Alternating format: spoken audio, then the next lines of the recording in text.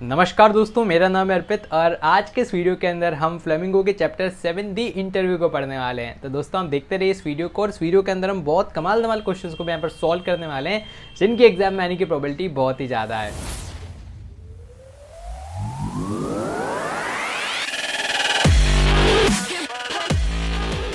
तो आज के इस वीडियो के अंदर हम सीबीएसई के लेटेस्ट सिलेबस के हिसाब से इस चैप्टर को पढ़ने वाले हैं और साथ ही यार मैं आपको इस चैप्टर का plot, theme, message, PYQ, sample paper questions और भी बहुत सारी चीज़ों को यहाँ पर सॉल्व करवाने वाला हूँ।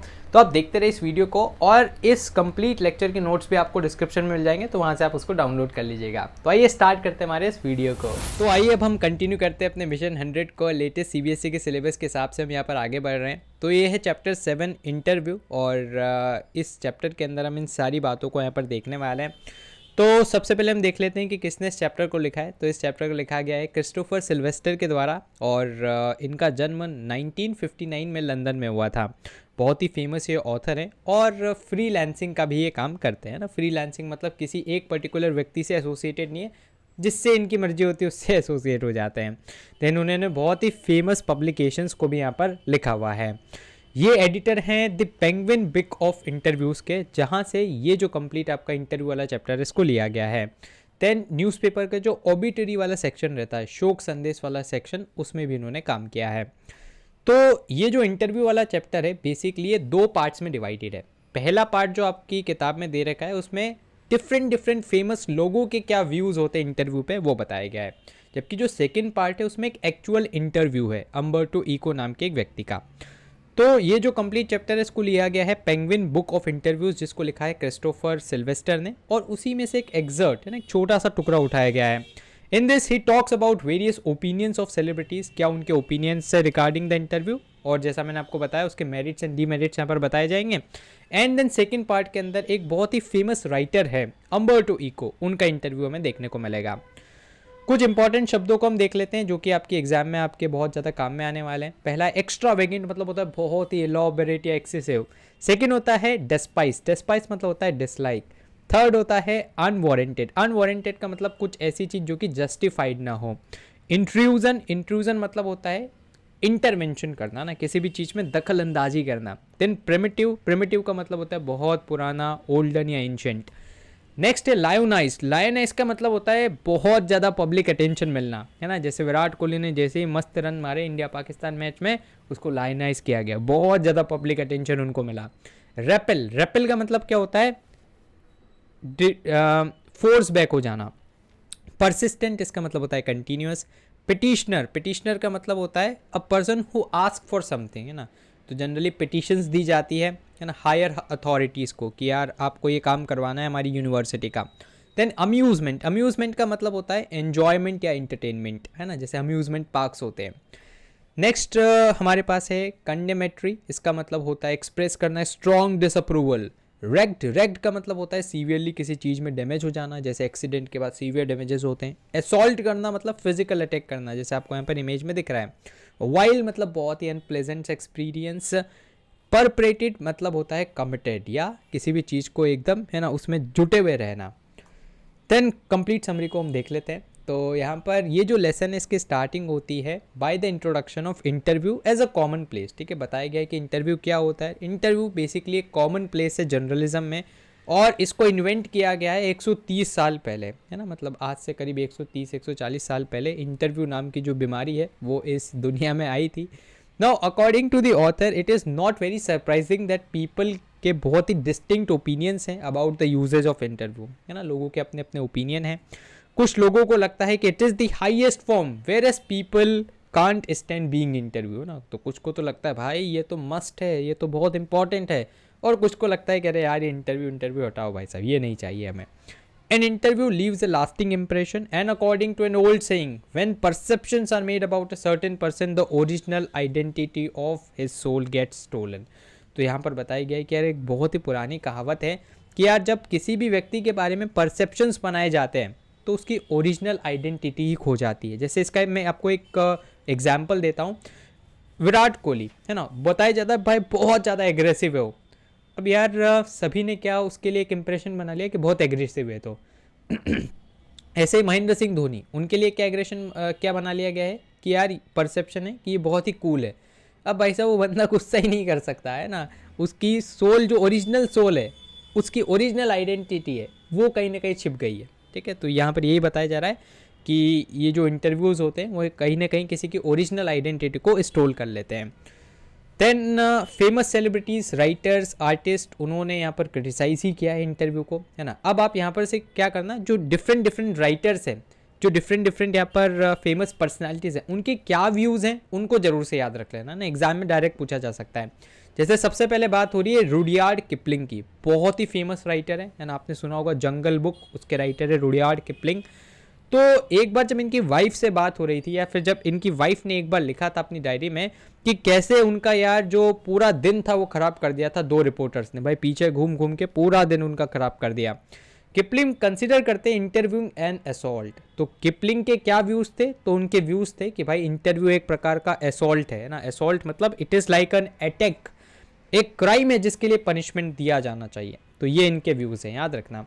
ही believes that a respectable man would never give an interview और आस्क फॉर एन इंटरव्यू, कि भाई अगर एक कोई रेस्पेक्टेड व्यक्ति है ना, तो कभी ना इंटरव्यू के बोलेगा ना खुद इंटरव्यू देगा। Then there is an extract from the interview between Mukund Padmanabhan and Umberto Eco. Second part में क्या है, मुकुंद पद्मनाभन जो कि हिंदू न्यूज़पेपर के राइटर हैं और मतलब वहाँ पर वो जर्नलिस्ट हैं, और अम्बर्टो इको जो कि एक बहुत ही फेमस प्रोफेसर है at the university of Bologna in Italy. And उन्होंने एक बहुत ही अच्छी खासी रेपुटेशन यहाँ पर अर्जित कर ली है because of his ideas on semiotics, है ना। तो ये सेमियोटिक्स क्या होता है, it is basically study of sine. तो साइन लैंग्वेज होती है ना, ये तो it is basically study of science, उस पर इन्होंने महारत हासिल कर रखी है। साथ ही इनके कुछ लिटरेरी इंटरप्रिटेशंस हैं और मेडाइवल एस्थेटिक्स। उसके बाद फिर उन्होंने एक बहुत ही फेमस नॉवेल भी लिख दी है। The interview revolves around the success of his novel. तो ये पूरा जो इंटरव्यू उनकी नॉवेल के सक्सेस के आसपास रिवॉल्व करता है, और उस नॉवेल का नाम था the name of the rose, whose more than 10 million copies were sold. भाई साहब 10 मिलियन से ज़्यादा कॉपीज उसकी मार्केट में बिक चुकी थी।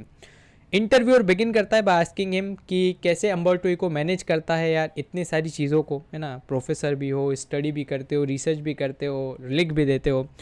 तो to which he replies that यार लोगों को लगता है कि मैं बहुत सारे मल्टीपल काम करता हूँ, लेकिन एक तरह से जो मेरी फिलॉसफी है हर एक काम के पीछे वो सेम है, तो मेरे लिए वो इतना कुछ डिफरेंट नहीं होता।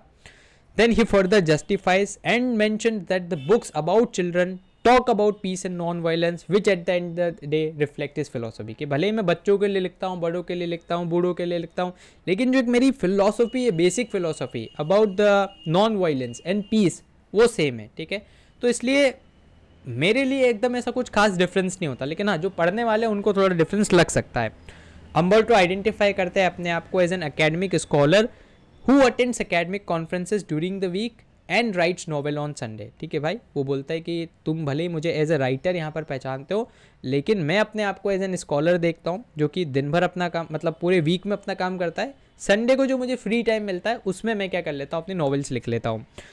It does not bother him that he is identified by other as a novelist or as a scholar because he know that it is difficult to reach millions of people, है ना। तो उसको पता है यार कि लोग बाग भले ही मुझे या तो एज ए स्कॉलर जाने या एज ए नॉवल जाने, है ना, नॉवलिस्ट जाने, ज़्यादा लोग मुझे एज ए राइटर ही जानते हैं बिकॉज राइटिंग से आप बहुत सारे लोगों तक पहुंच सकते हो। लेकिन अगर आप एक रिसर्च पेपर पब्लिश करोगे तो उससे वही लोग इन्फ्लुएंस होंगे जिनको उस रिसर्च में इंटरेस्ट है। तो इसलिए ज़्यादा लोग मुझे भले ही एज ए स्कॉलर नहीं जानते, लेकिन ठीक है, इससे मुझे ज़्यादा खासा फर्क पड़ता नहीं है।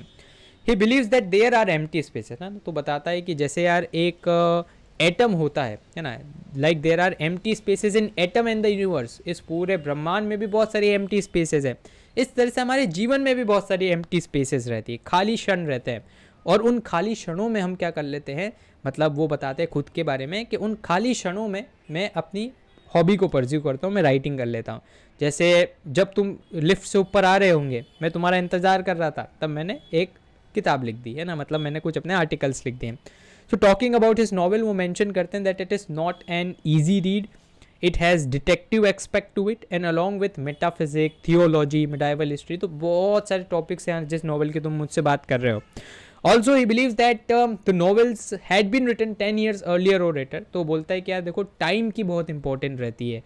अगर ये जो नॉवल है आज से 10 साल पहले या 10 साल बाद अगर पब्लिश होती तो शायद इसको इतनी सक्सेस नहीं मिलती। जो मेन कारण है इसके सक्सेस के पीछे, वो तो मतलब वो बोलता है कि मुझे भी नहीं पता it is still a mystery कि क्यों इतनी सक्सेसफुल रही, क्योंकि भाई साहब बहुत हार्ड नॉवल है, ऐसी नॉवल जनरली मार्केट में चलती नहीं है, और मोस्ट प्रॉब्ली यही होगा कि जो टाइम था वो बेस्ट था इसको रिलीज़ करने का, तो ये चल गई। प्लॉट क्या है इसको देख लेते हैं, है ना। अभी मैं आपको इसमें बता दूंगा वो किस फेमस सेलिब्रिटी का क्या व्यूज़ थे। तो इंटरव्यू एक कॉमन एलिमेंट होता है फील्ड ऑफ जर्नलिज्म में। इंटरव्यू जो बहुत सारे ओपिनियंस लोगों के उसमें होते हैं, है ना, लेकिन लास्ट में यही बताया जाता है कि भाई साहब ये एक सोर्स ऑफ इंफॉर्मेशन है। एंड ये सोर्स ऑफ इंफॉर्मेशन है क्यों, क्योंकि बहुत से लोग ऐसे रहते हैं जिससे आम नागरिक ज़्यादा एक्सेसिबल नहीं हो सकते, है ना। जैसे विराट कोहली, महेंद्र सिंह धोनी, आलिया भट्ट, वरुण धवन, इनके बारे में आप डायरेक्ट कुछ नहीं जान सकते, लेकिन अगर आप उनके इंटरव्यूज़ देखते हो, पॉडकास्ट देखते हो, तो आपको उनके लाइफ के बारे में पता लगता है। तो ये जो इंटरव्यू है it is only a source of live information, जबकि बहुत से लोगों को लगता है कि यार ये तो एक इंट्रूजन ऑफ प्राइवेसी है। देखो, क्योंकि यार कई बार क्या हो जाएगा, कुछ ऐसे प्रश्न भी पूछ लिए जाएंगे इंटरव्यू में जो कि एक मतलब जिससे इंटरव्यू लिया जा रहा है वो नहीं बताना चाहता, ठीक है। फॉर एग्जांपल कोहली से पूछ लिया आपका क्रश कौन है, आपकी गर्लफ्रेंड कौन है, ये कौन है, वो कौन है, तो भाई साहब आप बहुत एम्ब्रेसमेंट होता है उस टाइम पे, ना। अब आपके सामने कैमरा चालू है तो आपको कुछ ना कुछ तो बोलना ही पड़ेगा। नाउ एस नाइपॉल जो है, जो कि एक बहुत ही फेमस ऑथर हैं, वो बिलीव करते हैं कि यार इंटरव्यू लोगों के सेंटिमेंट्स को हर्ट कर देते हैं and they might fall weak after facing it, है ना। तो बताते हैं कि यार लोग जिनका इंटरव्यू होता है उनके सेंटिमेंट्स एकदम हर्ट हो जाते हैं और वो अंदर से और ज़्यादा वीक महसूस करना स्टार्ट कर दें, क्योंकि उनकी एक पार्ट ऑफ लाइफ जा चुका है ना, वो पब्लिक हो चुका है, जो वो चाहते थे कि प्राइवेट रहे। लुइस कैरोल नाम के व्यक्ति on the other and he thought that facing an interview is like a horror, है ना, कि बिल्कुल एक हॉरर मूवी देखने की तरह है इंटरव्यू को फेस करना। रुडियार्ड किपलिंग बोलते हैं कि भाई ये तो एक सिन है, ये एक पाप है, एंड जो भी इस पाप को करता है उसको पनिशमेंट मिलनी चाहिए। ऑल दोज डिफरेंट व्यूज़ हैं लोगों के, राइटर्स के, लेकिन लास्ट में फिर भी इसको एक बहुत ही रिसोर्सफुल मीन्स माना जाता है कम्युनिकेशन का, क्योंकि इसी के माध्यम से एक जो फैन है वो अपनी सेलिब्रिटी के बारे में, है ना, जिस भी सेलिब्रिटी को वो मानता है उससे मतलब कनेक्ट हो पाता है। अब आगे हम देखते हैं तो सेकंड पार्ट में मुकुंद पद्मनाभन इंटरव्यू करते हैं अम्बर्टो इको का, जिसमें अम्बर्टो इको एम्प्टी स्पेसेस के बारे में बात करते हैं कि जैसे एम्प्टी स्पेसेस एटॉम में रहती है वैसे हमारी लाइफ में भी रहती है, हम उसका यूज़ कर सकते हैं अपनी राइटिंग के लिए।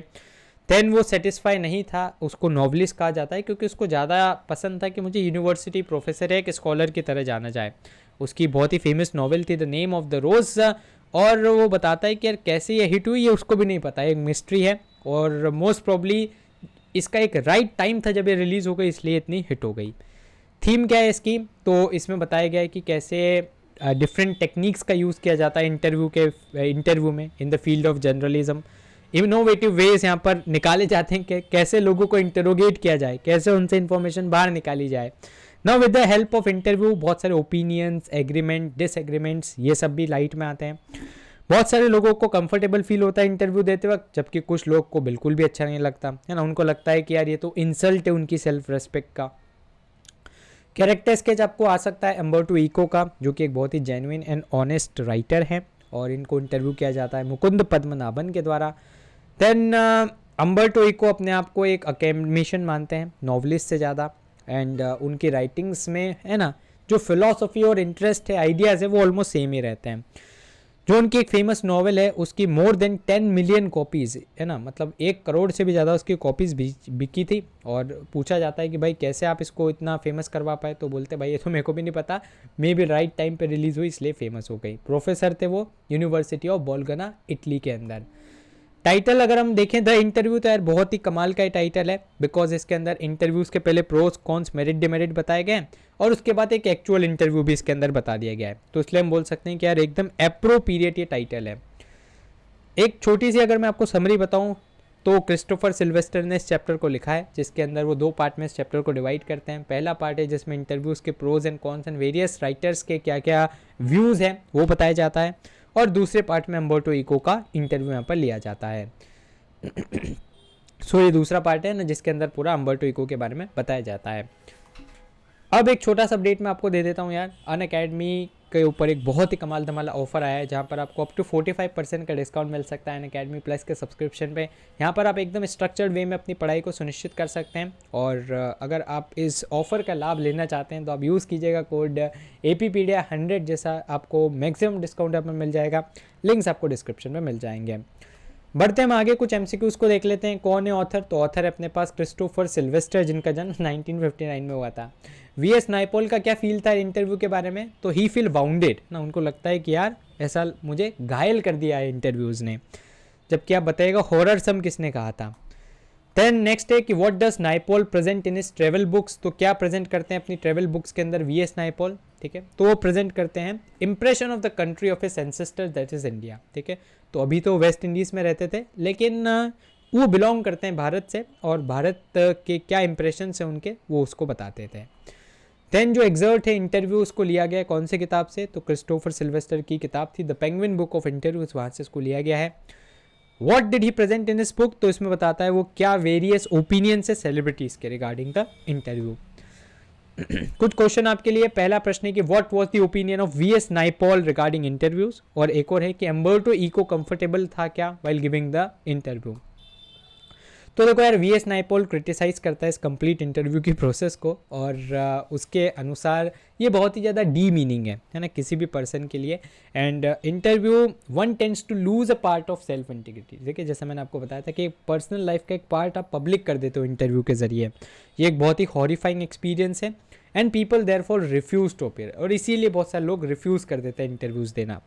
क्या अम्बर्टो इको कंफर्टेबल था? तो according to interview taken by the Mukund Padmanabhan, Umberto Eco तो बहुत रिलैक्स था भाई साहब, एंड बहुत आसानी से उसने इंटरव्यू दिया। सारे आंसर्स, क्वेश्चंस के आंसर्स उन्होंने यहाँ पर एकदम पेशेंटली दिए। नाउ वो बहुत ज़्यादा reluctant to answer any question, and there was no irritation. ठीक है, बहुत से लोग एकदम चिढ़ जाते हैं, भाई साहब ऐसा उनके साथ नहीं था, बिल्कुल कोई चिड़न नहीं थी उनके फेस पे। एंड दस हम बोल सकते थे कि अम्बर्टो इको वो तो बहुत ज़्यादा कंफर्टेबल थे इंटरव्यू देने के लिए। CBSE सैम्पल पेपर में प्रश्न पूछा गया था, है ना, तो ये एक एक्सट्रैक्ट बेक क्वेश्चन है, और यहाँ पर है आपसे पूछा गया है कि what is most likely reason कि कुछ लोग कंसिडर करते हैं the practice of interview to be an art, because यार इसके अंदर एक क्रिएटिविटी और इमेजिनेशन इन्वॉल्व होती है। तो ऑप्शन नंबर C। नेक्स्ट प्रश्न है, रीराइट करना है आपको sentence by replacing the underlined phrases. जैसे celebrity feel that interview diminishes them, तो डिमिनिशेस की जगह आप क्या लिख सकते हो? They feel that interview makes them appear ordinary, है ना, मतलब एकदम ऑर्डिनरी उनको बता देता है। देन नेक्स्ट है अपने पास, on the basis of the extract choose करना है आपको correct option from with reference to this to statement. Celebrity don't consent and interviews intrude the privacy. तो आप यहाँ पर बोल सकते हो कि जो ऑप्शन सेकेंड है, it is the reason for option number 1। ठीक है, कि सेलिब्रिटी इसलिए इंटरव्यू नहीं देते हैं बिकॉज वो उनकी प्राइवेसी को इंट्रूड कर देता है। ठीक है, अगला प्रश्न है, रैशनलाइज करना है आपको support of this given opinion. To say that an interview in its highest form is the source of truth is an extravagant claim. ठीक है, तो आपको बताना है कि ये एक्स्ट्रावेगेंट क्लेम है, as an interview can not be a source of truth. क्यों सोर्स ऑफ ट्रूथ नहीं हो सकता है? बिकॉज वो स्क्रिप्टेड हो सकता है, और पीपल में मेक फॉल्स स्टेटमेंट, है ना, कोई भी बत्तीबाजी कर सकता है भाई। तो आप बोल नहीं सकते कि इंटरव्यू एकदम सही जरिया ही है सही इन्फॉर्मेशन का। देन रिप्लेस करना है आपको अंडरलाइन वर्ड, है ना, फील लाइक सपोर्टेड। तो यहाँ पर हम सपोर्ट एंटोनिम से करना है ना, तो एंटोनिम मतलब अपोजिट, तो सपोर्टर का उल्टा क्या हो जाएगा? Victim. Then author views on the interview in the extract can be based described as, तो it can be described as a fact. कुछ इंपॉर्टेंट क्वेश्चंस को देख लेते हैं कि क्या व्यूज़ है, पॉजिटिव व्यूज़ क्या है इंटरव्यू के ऊपर। तो देखो यार, इंटरव्यू के ऊपर पॉजिटिव व्यू यही है कि ये एक यूज़फुल माध्यम है कम्युनिकेशन का, और जो भी यहाँ पर लिटरेट है चीज़ों को पढ़ सकता है, समझ सकता है, रीड्स एन इंटरव्यू, है ना, वो कभी ना कभी अपनी लाइफ में तो इंटरव्यू देखता ही है। ये एक सोर्स ऑफ ट्रूथ है, और ये एक आर्ट है ना, जो कि आपको सेलिब्रिटीज से कनेक्ट करने में और ज़्यादा मदद करता है। What do you think? Do you think that Umberto Eco likes being interviewed? ठीक है, सो ये अपनों ने देख लिया, आपको बताना है कि कैसे, क्यों आपको ऐसा लगता है। देन एक्सपेक्टेड क्वेश्चन है कि what is the reason for the huge success of the novel. तो बोलते हैं कि भाई ये तो हमें भी नहीं पता, मोस्ट प्रॉब्ली राइट टाइमिंग इसका एक सही रीज़न था। एक प्रैक्टिस क्वेश्चन आपके लिए कि did Umberto Eco consider himself as a novelist और एकेडमिशियन, है ना, एकेडमिक स्कॉलर। तो ऑब्वियसली बात है वो एकेडमिक स्कॉलर अपने आप को कहवाना ज़्यादा पसंद करता था। लॉन्ग आंसर क्वेश्चन देखें तो यहाँ पर मुकुंद पद्मनाभन एक रिपोर्टर है हिंदू का, and in the context of the chapter reveal his traits as an interview. तो अब आपको मुकुंद पद्मनाभन की कैरेक्टर स्किल्स बताना है, जो मैंने यहाँ पर आपको लिख रखा है, तो आप इसको देख लेना, नोट्स को डाउनलोड कर लेना। अब एक क्वेश्चन बैंक भी मैंने यहाँ पर इसके साथ अटैच किया है, तो आप उसको डाउनलोड करके और अपने और ज़्यादा क्वेश्चंस की प्रैक्टिस यहाँ पर कर सकते हैं। तो फिलहाल के लिए इस वीडियो में इतना ही। मुझे उम्मीद है कि आपको वीडियो पसंद आया होगा। अगर आपके कोई भी डाउट्स हो, सवाल या सुझाव हो, तो उसको आप जरूर से कमेंट बॉक्स में लिख दीजिएगा। दोस्तों आप हमारे चैनल को भी सब्सक्राइब कर लीजिएगा, क्योंकि इससे हमें और भी ज़्यादा मोटिवेशन मिलता है आपके लिए वीडियोस बनाने के लिए। सब्सक्राइब बटन के पास बने एक बेल आइकन को आप जरूर से दबा दीजिएगा, ताकि हमारे चैनल की लेटेस्ट नोटिफिकेशन आपसे मिस ना हो। दोस्तों धन्यवाद, जय हिंद, जय भारत।